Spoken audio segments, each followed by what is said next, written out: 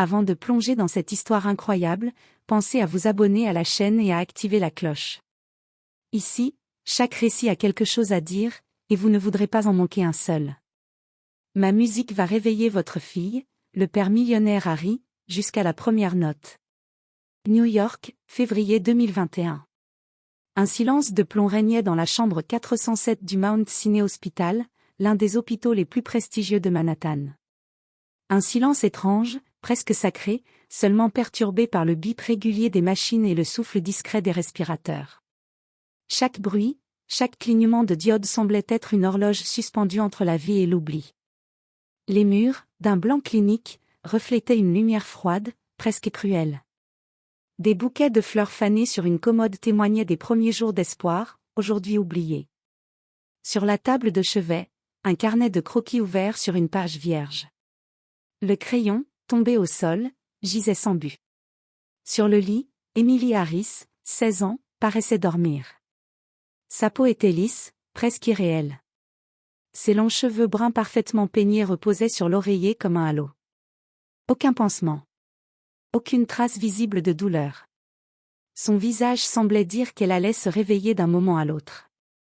Et pourtant, elle était absente depuis 197 jours. Plongée dans un coma profond, suite à un accident brutal qui avait détruit une partie de la vie d'une famille autrefois parfaite. À son chevet, Charles Harris, 53 ans, n'avait pas bougé depuis des heures. Peut-être des jours. Il portait son éternel costume en laine grise sur mesure, chemise repassée, cravate parfaitement nouée. Le genre d'homme que rien ne surprenait, que rien ne brisait.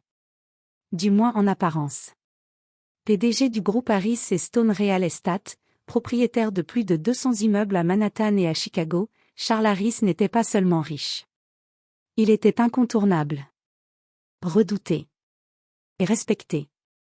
Mais ici, dans cette pièce aseptisée où sa puissance ne servait à rien, il était un père en miettes.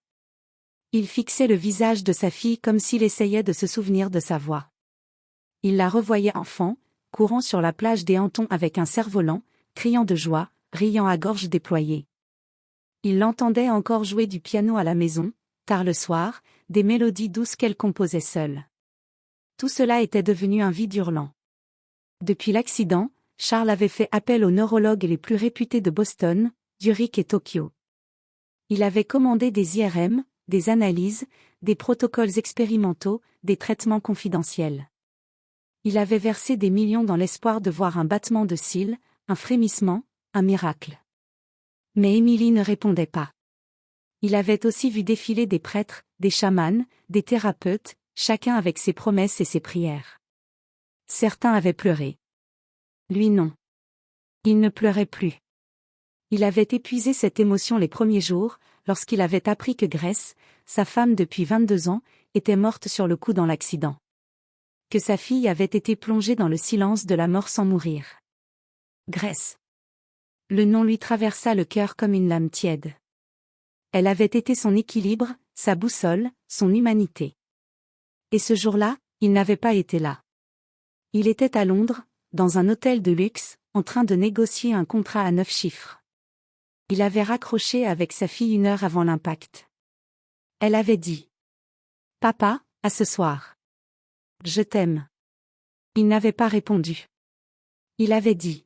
« D'accord, je suis pressé. On se parle plus tard. » Mais il n'y avait pas eu de plus tard. Depuis, Charles vivait avec cette phrase inachevée comme un poison lent. Mais il n'en montrait rien.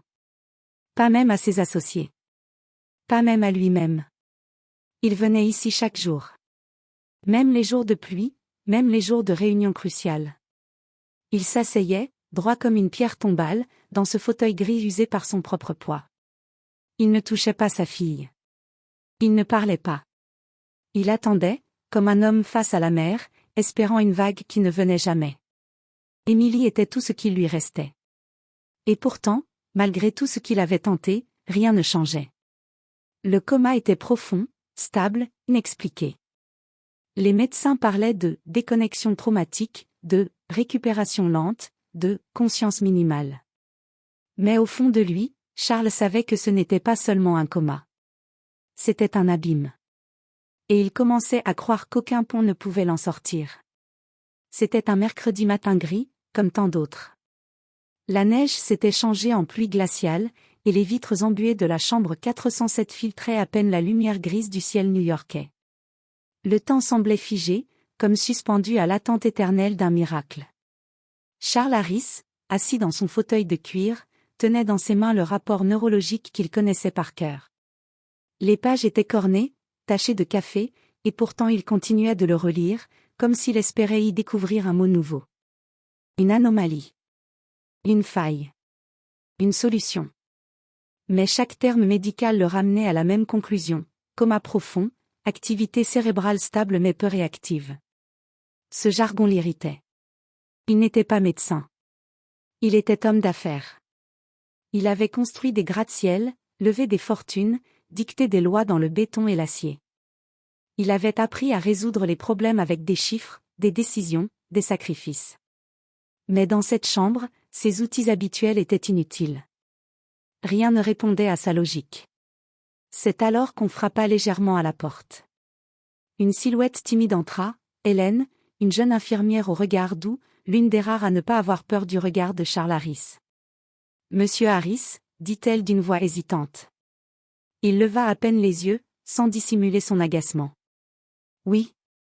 Il y a un jeune homme, dans le hall. Il dit qu'il est musicien, et qu'il aimerait jouer quelque chose pour Émilie. » Charles fronça les sourcils, abasourdi. « Pardon ? Il ne demande rien. Il ne veut pas être payé. Il ne fait pas partie du programme musical de l'hôpital. Il dit juste qu'il a senti quelque chose. Il pense que sa musique peut atteindre Émilie. » Un rire amer échappa à Charles. Court. Tranchant. Fatigué. Encore un illuminé ? Un de ces rêveurs New Age persuadés que ces vibrations peuvent réparer des neurones ? Dites-lui de rentrer chez lui. J'ai assez de charlatans à supporter. Hélène resta debout, mal à l'aise. Mais elle ne recula pas. Il ne ressemble pas aux autres, monsieur. Il n'est pas là pour se montrer. Il ne veut pas qu'on le filme. Il dit juste qu'il doit jouer. Une seule chanson. C'est tout ce qu'il demande. Il a senti ça où ? Dans les étoiles ? Ironisa Charles, les dents serrées. Il a dit que quand il a vu le visage d'Émilie sur l'écran du hall, quelque chose en lui s'est brisé. Et qu'il a su. Qu'il devait jouer pour elle. Pas pour vous. Pour elle. Un long silence suivit. Charles passa une main sur son visage. Ses paupières brûlaient. Le poids du chagrin commençait à fissurer la carapace qu'il s'était construite depuis 6 mois. Il n'avait plus la force de repousser chaque tentative, chaque regard, chaque main tendue. Il savait, au fond de lui, qu'il n'y avait plus rien à perdre. Et qu'une partie de lui bien enfouie sous la douleur voulait croire, ne serait-ce qu'un instant, que l'inattendu pouvait apporter autre chose que du malheur. Il ferma lentement le rapport, le posa sur ses genoux. « Qu'il entre, dit-il enfin, la voix rauque. Puis il ajouta, en levant un doigt sévère. 5 minutes. Pas une de plus. » La porte de la chambre 407 s'ouvrit doucement, laissant entrer une silhouette frêle, presque hésitante. Noah Lewis, 24 ans, franchit le seuil comme s'il entrait dans une église silencieuse. Il tenait contre lui une guitare acoustique, usée par les années, le bois marqué par le temps, les cordes ternies mais intactes. On aurait dit un instrument de fortune, mais il le tenait comme un trésor sacré. Il portait un sweat noir un peu trop large, un jean aux genoux usés par les trottoirs de Brooklyn, et des dreadlocks attachés à la va-vite. Rien dans son apparence ne respirait la grandeur, la richesse, ou la promesse de miracle. Et pourtant, il y avait en lui une paix étrange, un calme presque troublant, comme si l'agitation du monde glissait sur lui sans jamais le toucher. Ses yeux bruns, profonds, balayèrent la chambre sans hâte. Il vit d'abord Émilie, puis Charles, qu'il salua d'un discret mouvement de tête, avec une humilité désarmante, presque hors du temps. « Bonjour », dit-il simplement, la voix basse, mais posée. Charles, resté assis dans son fauteuil, le détailla sans cacher sa méfiance. Il aurait pu le renvoyer. Encore. Il aurait pu rire. Mais quelque chose dans l'attitude de ce garçon lui imposait le silence, malgré lui. « Faites ce que vous avez à faire, dit-il, le ton sec, sans se lever. Noah ne répondit pas. Il alla s'asseoir sur une chaise dans un coin de la pièce, face au lit, à quelques mètres d'Émilie. Il ne prononça pas un mot de plus. Pas de discours, pas d'introduction. Juste le silence. Et la guitare. Il posa les doigts sur les cordes comme on pose une main sur un front brûlant. Puis il ferma les yeux. Respira profondément. Et il joua. Ce n'était pas une chanson connue. Ce n'était pas un tube. Pas un chant appris. C'était une mélodie née dans l'instant. Vivante. Crue. Authentique. Les premières notes étaient fragiles, presque trop légères, comme si elles hésitaient à déranger le silence sacré de la chambre. Puis peu à peu, elles prirent de l'ampleur, comme une confidence qui ose grandir, comme un chuchotement qui devient prière. Les accords se répondaient avec délicatesse, tissant une trame invisible qui semblait se glisser sous la peau, toucher des endroits que les mots ne savaient plus atteindre. Et alors, quelque chose changea dans l'air. Même les machines, même les tuyaux, semblaient ralentir. Comme si la pièce elle-même écoutait. Charles sentit une chaleur étrange monter dans sa poitrine. Il essaya de la chasser. Il se crispa. Il détourna légèrement la tête, luttant contre ce qu'il ne voulait pas ressentir. La vulnérabilité. L'émotion. La peur de croire. Mais il n'y arriva pas. Car à ce moment-là, le miracle eut lieu. Sur le lit, le majeur droit d'Émilie bougea. Infime mouvement. Mais réel. Puis ce fut un frisson sur sa joue. Puis ses paupières, qui tremblèrent. Charles bondit de son fauteuil, incrédule. « Émilie » murmura-t-il, la voix étranglée. Et puis, une larme. Une seule. Coulant lentement le long de la tempe pâle de sa fille. « Émilie !» Mon Dieu !« Émilie !» Mais Noah, lui, ne s'était pas interrompu. Les yeux toujours clos, le visage tourné vers le sol, il jouait encore. Il ne regardait rien. Il écoutait.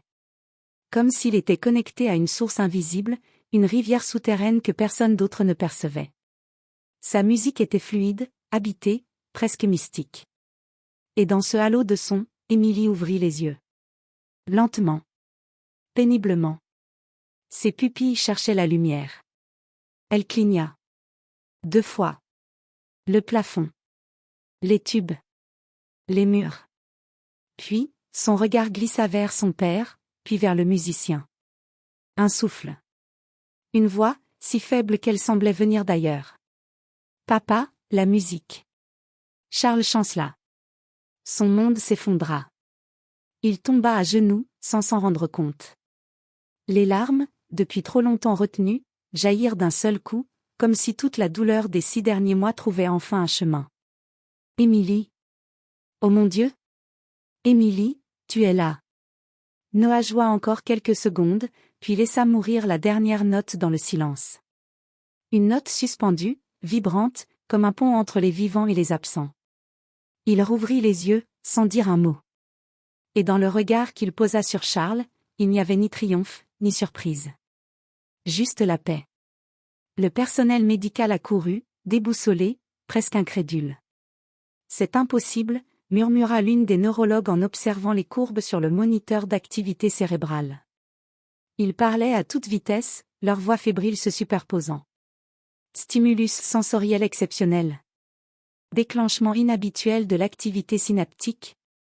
Réponse neuro-émotionnelle profonde. Potentielle guérison spontanée. Mais personne, pas un seul parmi les médecins, psychologues ou spécialistes présents ce jour-là, ne pouvait expliquer pourquoi Émilie Belmont, plongée dans le silence et l'immobilité depuis 2 ans, avait ouvert les yeux, à la première note. Ce n'était ni un cri, ni un sursaut.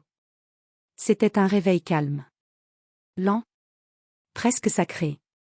Ses paupières s'étaient soulevées comme si elles attendaient cette chanson depuis toujours. Ses doigts, figés depuis des mois, avaient légèrement tremblé. Et un sourire fragile, mais réel, s'était esquissé sur ses lèvres. Charles Belmont, le magnate du pétrole, le géant aux décisions impitoyables et aux milliards bien rangés, était resté figé. Une larme coula sur sa joue, silencieuse. Incapable de prononcer un mot, il s'était tourné lentement vers le garçon. Mais Noah n'était plus là. La chaise était vide. Seule sa guitare restait, appuyée contre le mur. Accroché entre les cordes, un petit mot manuscrit. Charles le prit avec des mains tremblantes. Parfois, ce que la science ne voit pas. La musique le ressent. Si elle a besoin de moi, je reviendrai. Noah.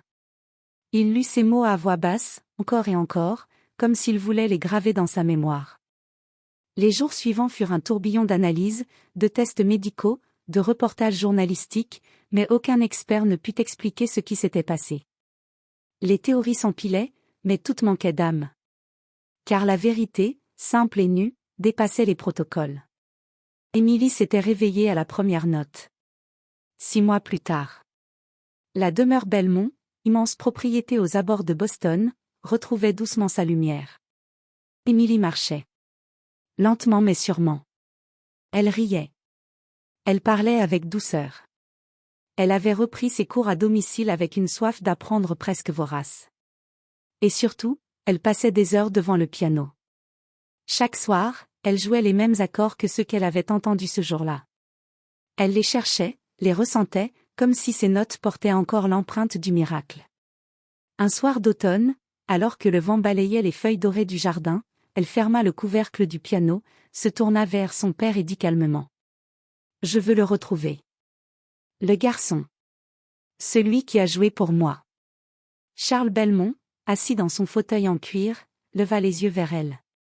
Elle avait grandi, mûri.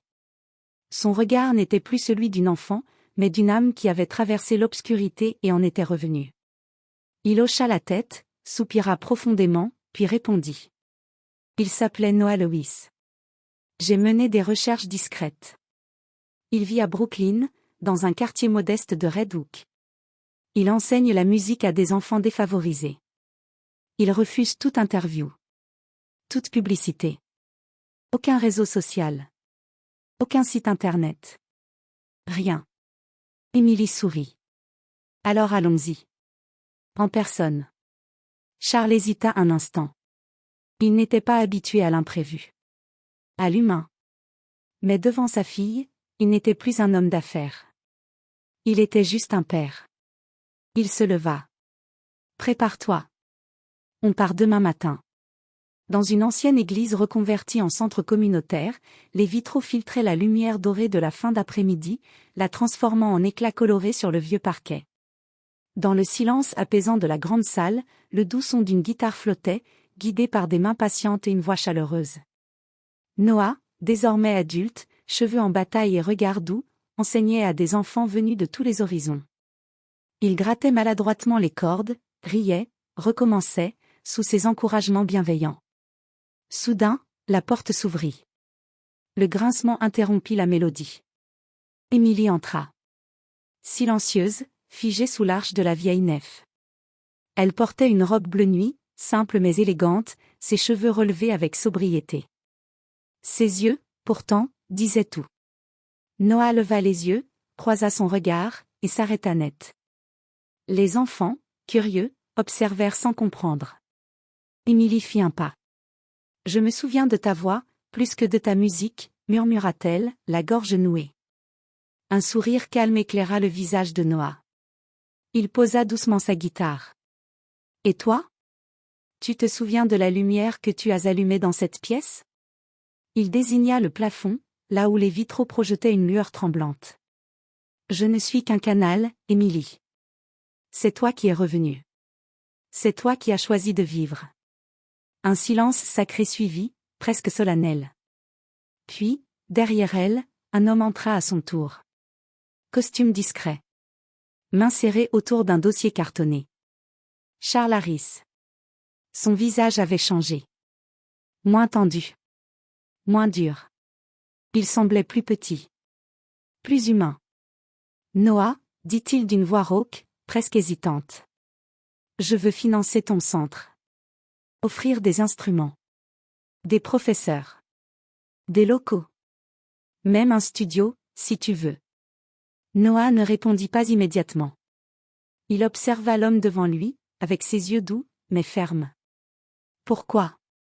Charles resta silencieux. Puis baissa les yeux, comme un élève devant une vérité qu'il ne maîtrise pas encore. Parce que tu m'as rendu ma fille, dit-il simplement. Et, tu m'as changé. Moi aussi. Noah acquiesça lentement. Rien n'était oublié, mais quelque chose avait été réparé. 1 an plus tard. Dans un théâtre prestigieux de New York, les projecteurs baignaient la scène d'une lumière chaude. Les murs vibraient d'élégance et de promesses. C'était la soirée annuelle de la fondation One Note, dédiée à l'éducation musicale pour les jeunes issus de quartiers défavorisés. Dans la salle, mécènes, journalistes, artistes, professeurs. Tous réunis. Au premier rang, Charles Harris, assis, ému, la main posée sur le cœur. Sur scène, un piano à queue noire. Émilie s'installa, élégante, concentrée. À ses côtés, Noah accordait sa guitare. Puis Émilie se tourna vers la salle, prit le micro. Mon père avait tout, dit-elle d'une voix claire. Argent. Pouvoir. Réseau. Mais il avait oublié une chose essentielle. Elle marqua une pause. Le silence était total. Il avait oublié d'écouter. Un frisson parcourut la salle. Un jour, un garçon inconnu, dans un coin de salle d'hôpital, a joué une seule note. Une note simple. Pure. Fragile. Elle posa la main sur son cœur. Cette note m'a réveillée. Et elle l'a réveillé, lui aussi. Elle se tourna vers Noah. Un sourire sincère passa entre eux. Puis elle commença à jouer. Et Noah l'accompagna. Et dans chaque accord, dans chaque silence, dans chaque regard échangé, il y avait toute l'histoire. Pas seulement celle d'un homme et d'une femme. Mais celle d'un père, d'une fille, et d'un garçon que personne n'écoutait, jusqu'au jour où une seule note a tout changé.